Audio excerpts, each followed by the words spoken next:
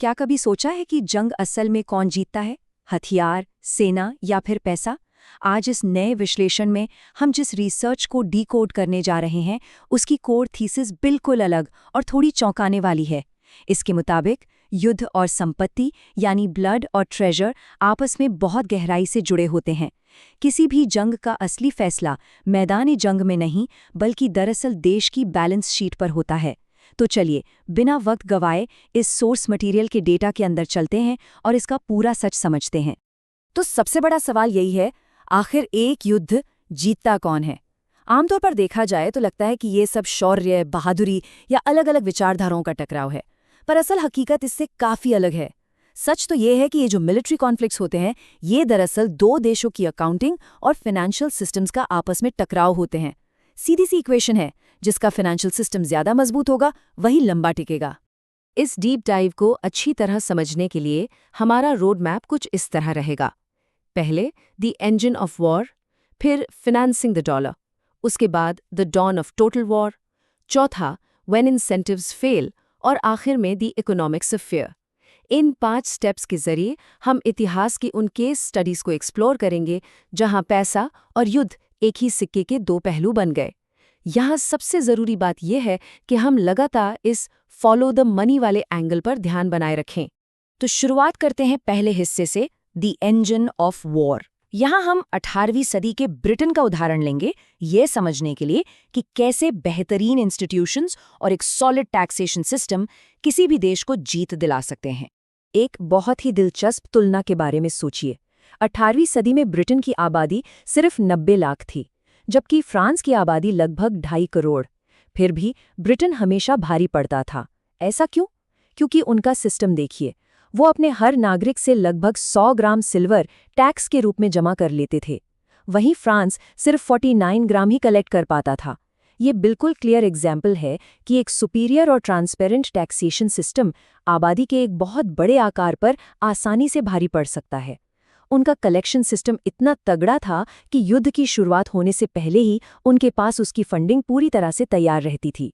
और इन नंबर्स को समझना और भी ज़्यादा ज़रूरी है। बैंक ऑफ इंग्लैंड, जो शुरू में एक प्राइवेट बॉडी हुआ करती थी, उसने प्राइवेट फंड्स जुटाने शुरू किए, और वो भी सिर्फ 3% के इंटरेस्ट रेट पर। वहीं दूसरी तरफ फ्रांस को वही पैसा 8 से 12% के भारी इंटरेस्ट रेट पर उठाना पड़ रहा था। मतलब एक देश सस्ते में मार्केट से पैसा उठा रहा है और दूसरा दुगने तिगने रेट पर स्ट्रगल कर रहा है। इसे समझते ही क्लियर हो जाता है कि ब्रिटेन के पास एक लगातार और बहुत ही बड़ा फंडिंग एडवांटेज था। और सच कहें तो इसी चीज़ ने उन्हें दुनिया की सबसे बड़ी ताकत बनने में मदद की। आगे बढ़ते हैं दूसरे हिस्से की तरफ, फाइनेंसिंग द डॉलर। इस हिस्से में हम थोड़ा अमेरिका का रुख करेंगे और देखेंगे कि आज का ये ताकतवर यूएस डॉलर दरअसल सिर्फ और सिर्फ युद्ध को फंड करने की मजबूरी से ही पैदा हुआ था।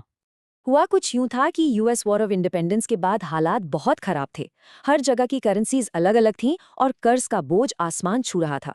तभी अलेक्जेंडर हैमिल्टन ने एक नया और जबरदस्त मैकेनिज्म बनाया। उन्होंने 13 अलग अलग कॉलोनीज के भारी कर्ज को एक साथ मर्ज कर दिया। जो पेपर करेंसी उस वक्त 40% डिस्काउंट पर चल रही थी, यानी 60 सेंट्स टू $1 की वैल्यू पर थी, हैमिल्टन के इन स्मार्ट कदमों के बाद वो सीधा 90 सेंट्स ऑन द डॉलर तक आ गई। एक फर्स्ट नेशनल बैंक एस्टैब्लिश किया गया, बोरोइंग को पूरी तरह स्टैंडर्डाइज किया गया, और बस यहीं से एक राष्ट्रीय मुद्रा का बीज बोया गया। सिविल वॉर आते आते ये अंतर और भी साफ हो गया। 1861 में नॉर्थ की यूनियन आर्मी ने जो नई करेंसी छपवाई वो हरे रंग की थी, जिसे ग्रीनबैक्स कहा गया।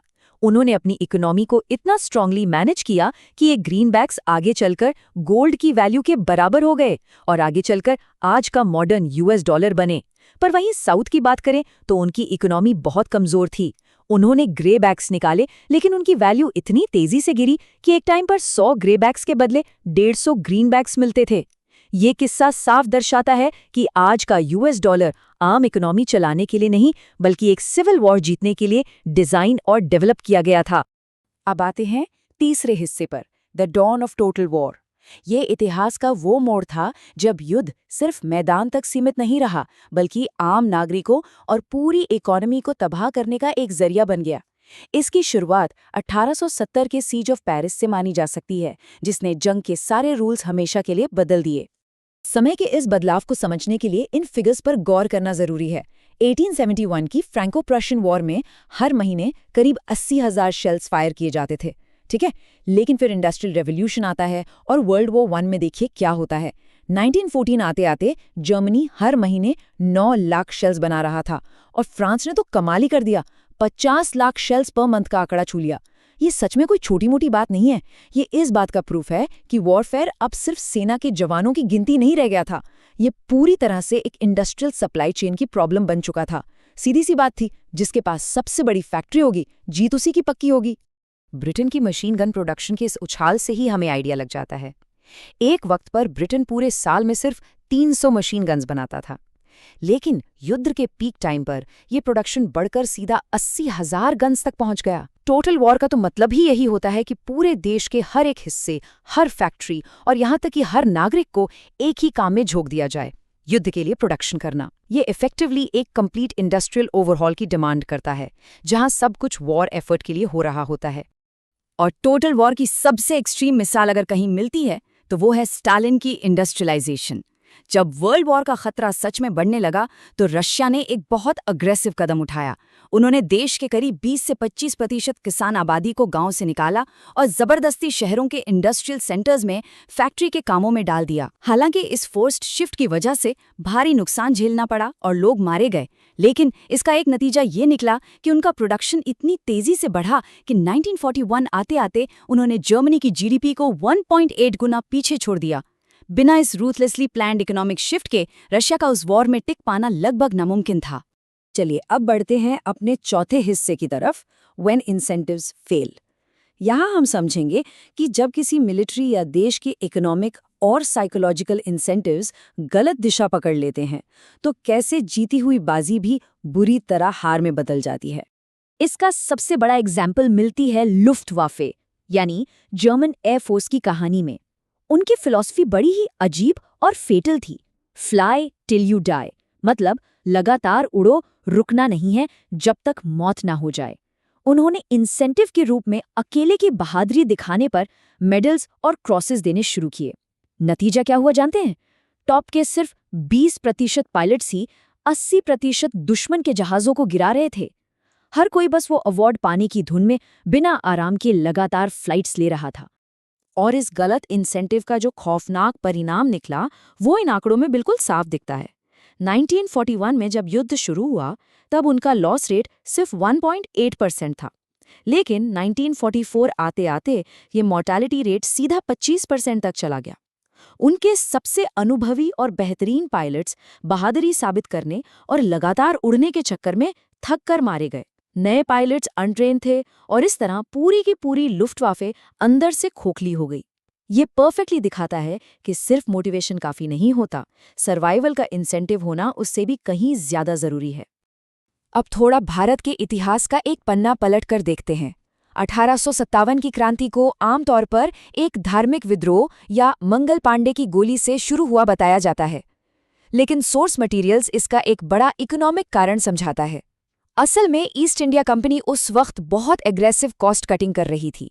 ब्रिटिश और भारतीय सैनिकों का रेशियो जो पहले 1:7 था उसे घटाकर 1:1 कर दिया गया। पे पूरी तरह से स्टैग्नेंट थी। यही आर्थिक असंतोष और कॉस्ट कटिंग की नाकाम कोशिश उन नई बुलेट्स के आने के साथ जुड़ गईं जो धार्मिक रूप से अस्वीकार्य थीं। देखा जाए तो ये एक मिसमैनेज्ड कॉर्पोरेशन के लालच और खराब प्लानिंग का सबसे भयानक नतीजा था। यहाँ पर W. रास्टॉव का एक बहुत ही अहम कोट ध्यान देने लायक है। ये वियतनाम वॉर के दौरान US सेक्रेटरी ऑफ स्टेट थे। उन्होंने कहा था, बॉम्बिंग कैन चेंज एवरीथिंग। रास्टॉव दरअसल पेशे से एक इकोनॉमिस्ट थे और उनका पूरा विश्वास इस थ्योरी पर था कि अगर हम दुश्मन देश के इंडस्ट्रियल हब्स, ब्रिजेस और फैक्ट्रीज को बम से उड़ा दें तो उनकी इकोनॉमी पूरी तरह टूट जाएगी और उन्हें हार माननी ही पड़ेगी। उनकी इसी एक फ्लॉड थ्योरी ने अमेरिका को एक ऐसी जंग में धकेल दिया जो किसी भी सूरत में जीती नहीं जा सकती थी। और इस थ्योरी की असल हकीकत मैदान में बिल्कुल ही अलग निकली। यूएस ने इस स्ट्रैटेजी को फॉलो करते हुए लगभग 6.1 मिलियन टन्स यानी करीब 61 लाख टन बॉम्ब वियतनाम पर बरसा दिए, फैक्ट्रीज तबाह कर दी। लेकिन वो इस एक सिंपल सी बात को समझ ही नहीं पाए कि वियतनाम का मेन इंसेंटिव इकोनॉमी बचाना था ही नहीं, उनका इंसेंटिव उनकी आज़ादी पाने की भूख थी। एक तरफ सिर्फ हजारों टन बारूद था और दूसरी तरफ आज़ादी का जज्बा, जिसे किसी भी फाइनेंशियल कैलकुलेशन या तबाही से हराया नहीं जा सकता था। और अब हम आते हैं इस विश्लेषण के आखिरी और सबसे दिलचस्प हिस्से पर, द इकोनॉमिक्स ऑफ फियर। आज के इस आधुनिक जमाने में डिफेंस स्पेंडिंग इसलिए नहीं होती कि कोई सच में लड़ने वाला है। आजकल पूरी इकोनॉमी चलती है दुश्मन के खौफ और उस खौफ को बनाए रखने पर। 1955 का बॉम्बर इल्यूजन इस चीज का एक बहुत ही रोचक उदाहरण है। हुआ कुछ यूं था कि सोवियत यूनियन ने एक एयर शो के दौरान अपने सिर्फ 10 से 28 बॉम्बर्स दिखाए, लेकिन उन्होंने उन्हीं बॉम्बर्स को आसमान में घूम घुमाकर बार बार उड़ाया, जिससे सबको एक इल्यूजन हुआ कि इनके पास तो हजारों एयरक्राफ्ट हैं। CIA ने एस्टिमेट लगा लिया कि सोवियत यूनियन के पास शायद ऐसे 600 बॉम्बर्स हो सकते हैं।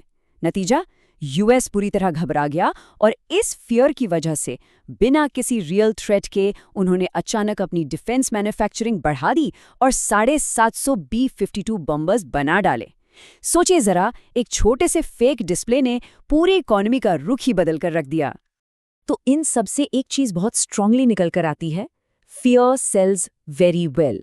खौफ मार्केट में सच में बहुत अच्छी तरह बिकता है। युद्ध हो या ना हो, आज पूरी दुनिया डिफेंस पर बेहिसाब पैसा बहा रही है। ग्लोबल डिफेंस बजट्स असली खतरों से कहीं ज्यादा अफवाहों, फेक इंटेलिजेंस रिपोर्ट्स और डर पर निर्भर करते हैं। हथियार बनाने वाली कंपनियां और बड़ी इकोनॉमीज इस फियर पर ही पनपती हैं, क्योंकि बिना एक भी बंदूक चलाए सिर्फ युद्ध का खौफ ही करोड़ों का पैसा जनरेट कर देता है। तो इस पूरे विश्लेषण और इन सारे हिस्टोरिकल डेटा को समझने के बाद ये एक ज़रूरी सवाल है जो दिमाग में रह जाना चाहिए। क्या आज के वक्त में असली हथियार युद्ध है या फिर वो खौफ जो इस पूरे के पूरे सिस्टम को फंड करता है? ज़रा इस बारे में सोचिए। दुनिया के कॉन्फ्लिक्ट्स, उनके पीछे का लंबा आर्थिक खेल और सबकी जिंदगियों पर पड़ने वाला इसका असर बहुत गहरा है। यही इस सोर्स मटेरियल का सार है। उम्मीद है इस डीप डाइव ने ग्लोबल जियोपॉलिटिक्स और इकोनॉमिक्स को देखने के नज़रिए में एक नया पन्ना जोड़ा होगा। ऐसे ही इतिहास और जियोपॉलिटिक्स के तथ्यों को समझने के लिए जुड़े रहिए।